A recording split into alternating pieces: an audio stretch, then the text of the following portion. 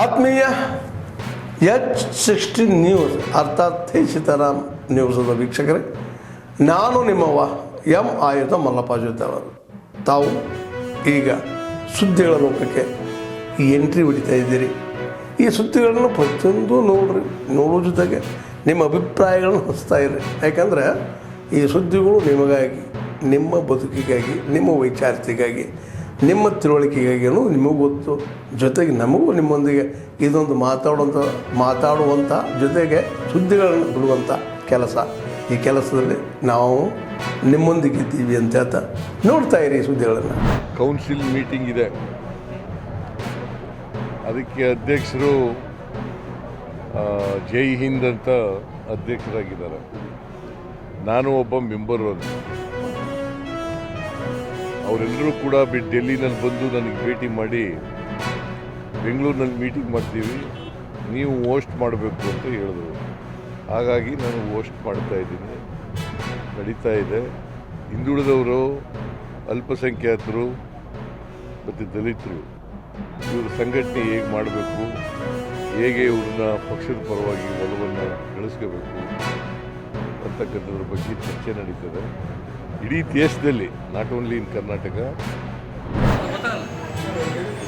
ಅಲ್ಲೋ ನೀ ಸ್ಟೋರ್ ನಿನಗೆ ವಾರ್ಡ್ನಾಗ ಯಾವ ಕಾಲೇಜ್ ಹೋಗ್ತಂದು ಇಂಡೆಂಟ್ ಮೊದಲು ಒಂದು 2 ಮುಂಚೆ ಹಾಕಿ 866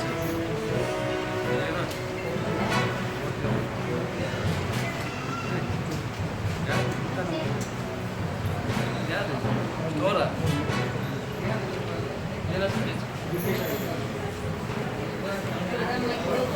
ಸೀರಿಯಸ್ ಐತಿ ಪೇಷಂಟ್, ಅವ್ರಿಗೆ ಬಡವ್ರು 5,000 ಕೊಟ್ಟರೆ ಸರ್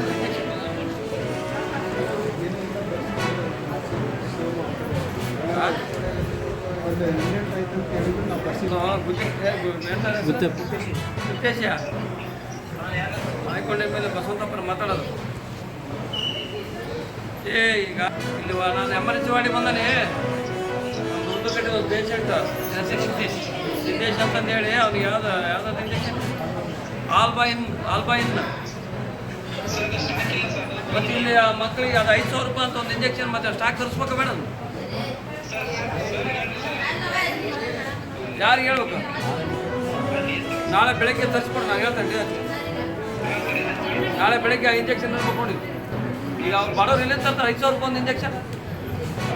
ಏನೋ ಬಿಡಪ್ಪ, ಯಾವ ಸಣ್ಣ ಒಂದು 2 ರೂಪಾಯಿ 3 ರೂಪಾಯಿ ನಾನು ಬರ್ಬೋದು, 5,000 ರೂಪಾಯಿ ಎಲ್ಲಿ ಈಗ ನಾಳೆ ನಾನು ಸೂಪ್ರೇಟಿಗೆ ಫೋನ್ ಮಾಡ್ತೇನೆ, ಇಂಡಿಯನ್ ಟ್ಯಾಕ್ಸನ್ ಮೊದಲು ತಂಬ ನಾಳೆ ಬೆಳಗ್ಗೆ ಬರ್ತಾ ಇರಲಿಲ್ಲ ನೋಡ. ಅವಾಗ ಬಡವ್ರಿಗೆ ಎಂತ ಮಾಡಕ್ಕ ಯಾವ ಒತ್ತ ಅಂತ ಮಾಡ್ತವೆ.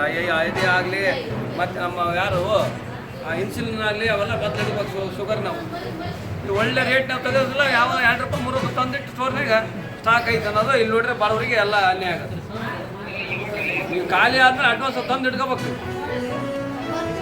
ನಾಳೆ ಐತಾ ನಾಳೆ ಬೆಳಗ್ಗೆ ಇಂಜೆಕ್ಷನ್ ಮಾಡಿ ಫಸ್ಟ್. ಆಯ್ತು, ಸ್ವಲ್ಪ ಜವಾಬ್ದಾರಿ ನಾಳೆ ನಾನು ಬೆಳಗ್ಗೆ ಬಂದಾಗ ನೋಡವು ಏನಲ್ಲ ನಿಂದ ಕಾಯಿ ದಾವಣಗೆರೆ ಜಿಲ್ಲೆಯ ದೇವಸಳ್ಳಿ ಗ್ರಾಮ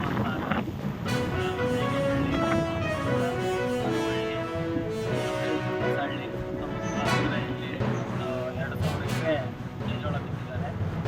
ಈ ಥರ ಎಲ್ಲ ಮುನ್ಸೂಚನೆ ಬೆಳೆದು ಈ ಥರ ಇದೆ. ಇದಕ್ಕೆ ಸೂಕ್ತ ಪರಿಹಾರ ಕೊಡಬೇಕಂತಂದು ಹೇಳ್ತಾ ಇರೋದು. ಆಮೇಲೆ ಈ ಮುಳ್ಚಜ್ಜಿಯನ್ನು ನಾವು ಉಳುಮೆ ಮಾಡಬೇಕಂದ್ರೆ ನಾವೆಲ್ಲ ಬೆಳೆ ವಿಮೆ ಕಟ್ಟಿದ್ದೀವಿ. ಬೆಳೆ ವಿಮೆ ಕಟ್ಟಿದ್ರು ಮಾಡಿದರೆ ಅವರು 30ನೇ ತಾರೀಕಿನ ಮಟ್ಟ ಬರೋದಿಲ್ಲ ಅಂತಂದು ಹೇಳ್ತಾರೆ. ಈಗ ನಾವು ಅಂಜಿಕೊಟ್ಟು ಕಟ್ಟಿ ಅಂದರೆ ಈ ಮುಳ್ಚಜ್ಜೆಲ್ಲ ನಮ್ಮ ಹೊಲ ಹೊಡ್ಯಕ್ಕೆ ಬರೋದಲ್ಲ, ಆ ಥರ ಆಗುತ್ತೆ. ಈಗ ಬರೋ ಇದೆ ಮತ್ತು ನಾಳೆ ಮಳೆ ಹಿಡ್ತಂತಂದರೆ ನಾವು ಹೊಲಕ್ಕೆ ಹೋಗಿ ಬರೋದಲ್ಲ, ಏರಿ ಭೂಮಿ. ಈ ಥರ ಆಗಿ ನಾವು ಅದನ್ನು ಹೊಲ ಹೊಡ್ಕೊಳಕ್ಕೆ ಅವರು ಕೃಷಿ ಇಲಾಖೆಯವರು ಅವ್ರಿಗೆ ಅನುಮತಿ ಕೊಡಬೇಕು. ಅವ್ರು ಬಂದು ನಮಗೆ ನನ್ನ ಸೂಕ್ತ ಏನಂತಂದರೆ ತಿಳಿಸ್ಬೇಕು. ನಮಗೆ ಈ ಕೃಷಿ ಇಲಾಖೆಯವರು ಆಮೇಲೆ ಇನ್ಶೂರೆನ್ಸ್ ಕಂಪನಿಯವರು ಜೊತೆಗೆ ಇದಕ್ಕೆ ಏನು ಪರಿಹಾರ ಸರ್ಕಾರಕ್ಕೆ ಮನವಿ ಫ್ರೀಡಮ್ ಆಫ್ ಅಸೆಂಬ್ಲಿಯನ್ ಏನು ನಾವು ಗುಂಪುಗೂಡೋದಕ್ಕೆ, ಧರಣಿಗೆ, ಪ್ರತಿಭಟನೆಗೆ, ಸಭೆ ಸೇರೋದಕ್ಕೆ ಸಂವಿಧಾನದ ಅಡಿಯಲ್ಲಿ ಯಾವ್ಯಾವುದೋ ಆರ್ಟಿಕಲ್ಗಳ ಅಡಿಯಲ್ಲಿ ಫ್ರೀಡಮ್ ಆಫ್ ಎಕ್ಸ್ಪ್ರೆಷನ್ ಏನು ವಾಕ್ ಸ್ವಾತಂತ್ರ್ಯಕ್ಕಿರುವ ಹಾಗೆ ಸಭೆ ಸ್ವಾತಂತ್ರ್ಯವೂ ಸಹ ಸಭೆ ಸೇರುವ ಗುಂಪುಗೂಡುವ ಸ್ವಾತಂತ್ರ್ಯವೂ ಸಂವಿಧಾನದಲ್ಲಿದೆ. ಇವತ್ತು ಅಂಥದಕ್ಕೆ ಹೋರಾಟಕ್ಕೆ, ಧರಣಿಗೆ, ಪ್ರತಿಭಟನೆಗೆ ಒಂದು ಸಭೆ ಸೇರೋದಕ್ಕೆ ಅವಕಾಶ ಇಲ್ಲ ಅಂದರೆ ಇದೊಂದು ತುಮಕೂರು ರಿಪಬ್ಲಿಕ್ ಆಗೋಗಿದೆ, ಅದೇ ಸಪ್ರೇಟ್. ಯಾರೋ ಈ ಶುಭಾ ಕಲ್ಯಾಣ್ ಜ್ಯುವೆಲರ್ಸ್ ಬಂದಮೇಲೆ ಆಗಿರೋದಲ್ವ ಅವೆಲ್ಲ.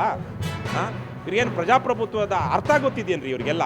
ಮಾನಗೇಡಿಗಳು ಇವರೆಲ್ಲ ಹೇಗೆ IAS ಆದರು ಕೇಳಬೇಕು ನೀವು, ತುಮಕೂರಿನ ಮಾಧ್ಯಮದವರು ಮತ್ತು ಜನರು.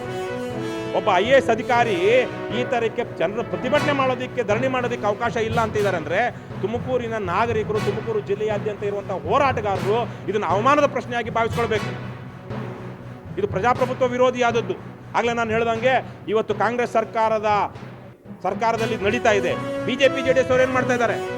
ಎಮರ್ಜೆನ್ಸಿ ವಿರುದ್ಧ ದೊಡ್ಡ ಮಟ್ಟದಲ್ಲಿ ಮಾತಾಡ್ತಾ ಇದ್ದಾರಲ್ಲ. ಇವತ್ತು BJP JDS ಅವರು 75-50 ವರ್ಷ ಆಯಿತು ಎಮರ್ಜೆನ್ಸಿ ಆಯಿತು ಅಂತ. ತುಮಕೂರಿನಲ್ಲಿ ನಿಜಕ್ಕೂ ನಡೀತಿರೋದು ಎಮರ್ಜೆನ್ಸಿ ಟೈಮಿನ ಕಾನೂನು. ಆವತ್ತು ಅಷ್ಟೇ ಸಭೆ ಸೇರೋದಕ್ಕೆ ಇದು ಅನುಮತಿ ಇರ್ತಾ ಇರಲಿಲ್ಲ. ಇವತ್ತು ಅದೇ ತಾರೀಕಿದೆ. ಆದ್ಮೇಲೆ ಎಲ್ಲ ಸುದ್ದಿಗಳನ್ನು ನೋಡಿದ್ರಲ್ಲ, ಏನು ಅನಿಸ್ತು ನಿಮಗೆ?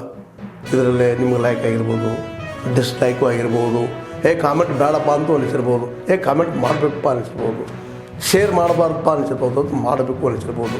ಏನಾದರೂ ಆಗಲಿ ಶೇರ್ ಮಾಡ್ತಾಯಿರಿ, ಈ ನ್ಯೂಸ್ಗಳನ್ನ ಹಂಚ್ತಾ ಇರಿ, ಜೊತೆಗೆ ಇದಕ್ಕೆ ಸಬ್ಸ್ಕ್ರೈಬ್ ಆಗ್ತಾಯಿರಿ ಅಂತ ಹೇಳ್ತಾ H16 ನ್ಯೂಸ್ ಅರ್ಥಾತ್ ಹೇ ಸೀತಾರಾಮ್, ಇದು ಸತ್ಯದ ಕೈಗೆ ನಡಿ. ವಂದನೆಗಳು.